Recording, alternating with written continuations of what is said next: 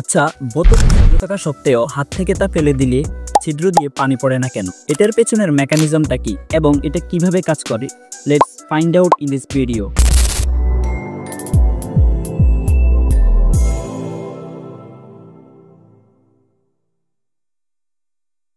আসুন প্রথমে বোঝার চেষ্টা করি যে ছিদ্র দিয়ে পানি কেন বের হয়। তরলের ভেতরে গভীর হওয়ার সাথে সাথে চাপ বৃদ্ধি পায়। আমাদের প্রাথমিক অংশে যখন বোতল স্থির রাখা ছিল তখন পানির নিচের দিকে চাপ সৃষ্টি করছিল, ফলস্বরূপ পানির ছিদ্র দিয়ে বের হচ্ছিল, আর এটি হচ্ছে তরলের চাপ।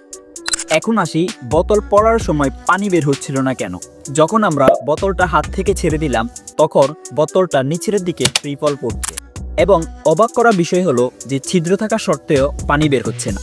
বোতল এবং তার ভিতরের পানি যখন একসাথে পড়ে তখন তারা একই গতিতে নিচের দিকে যাচ্ছে, ফলে পানি আর ছিদ্র দিয়ে বের হওয়ার মতো আলাদা চাপ পায় না। একেই বলে জড়তার প্রভাব।